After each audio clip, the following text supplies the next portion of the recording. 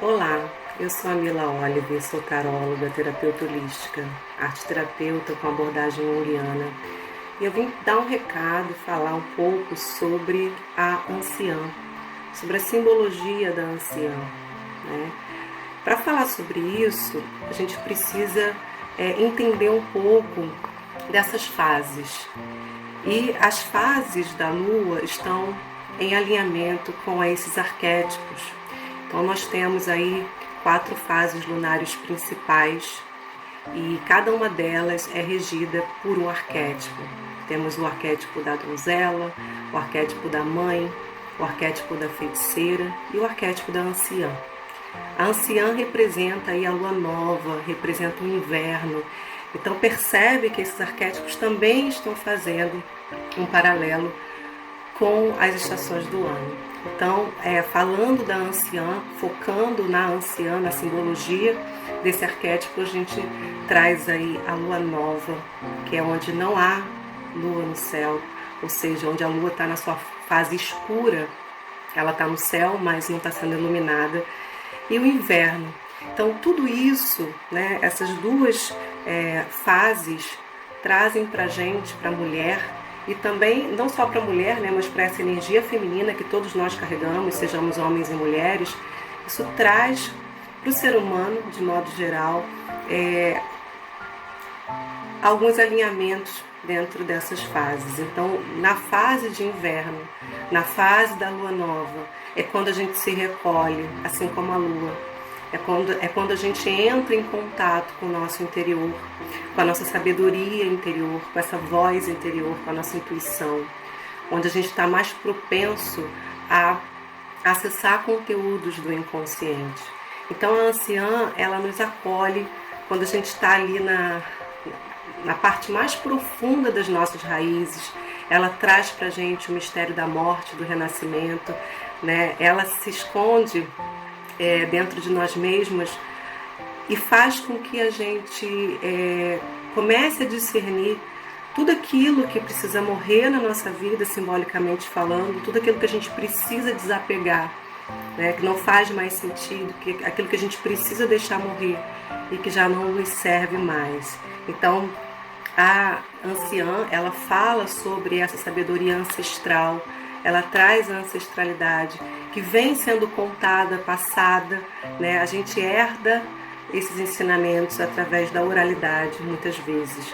Há muitos ensinamentos ancestrais que a gente não encontra nos livros, a gente encontra nas vivências, no escutar as pessoas mais velhas, nesse senso comum que é construído através das culturas, através das experiências de vida e que é insubstituível, né? Não tem como a gente encontrar tudo isso, né, nos livros, por exemplo. Há muita sabedoria nos livros, há muita sabedoria ancestral que tem sido colocada em documentos, mas a voz, não só a interior, tá?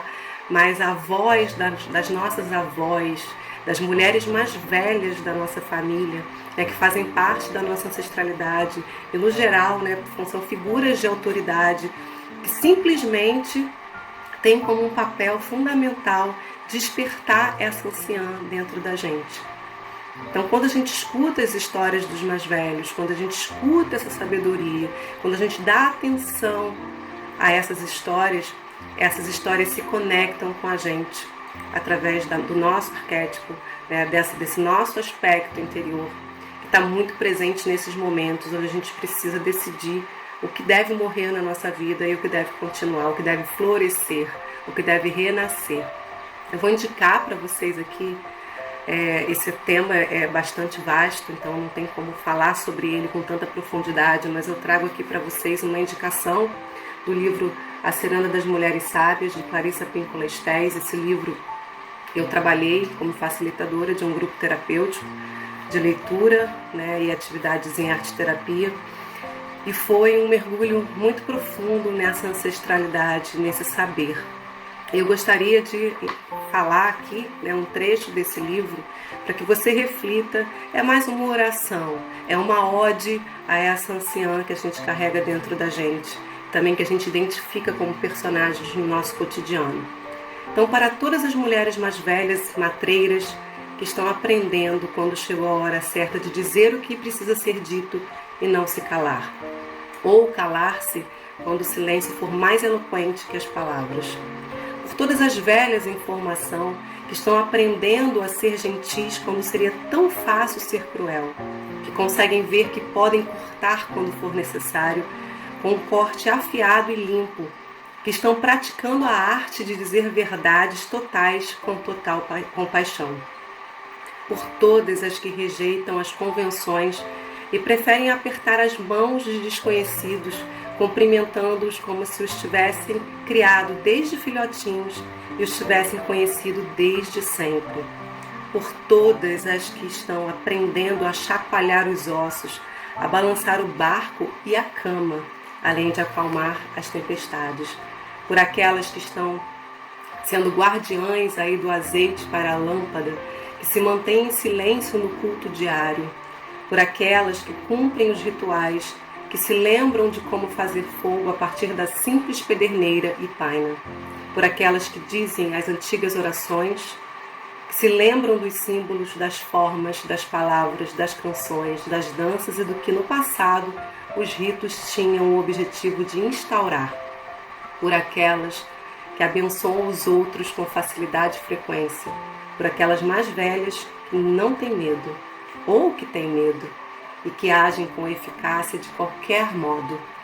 Por elas que vivam muito com força e saúde e com um imenso espírito aberto aos ventos.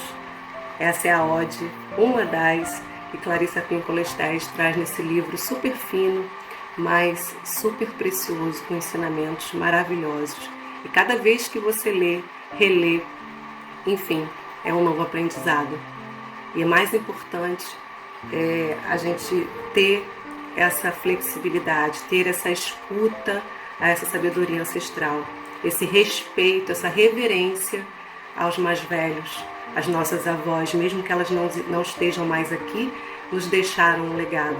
E além disso, nós mulheres carregamos isso muito mais ativamente no nosso DNA, porque nós somos heranças dessa ancestralidade, das nossas avós, das nossas abuelitas tão amadas, tão sábias e tão especiais, que ativam em nós essa sabedoria ancestral interna. Um grande beijo a todos e até a próxima.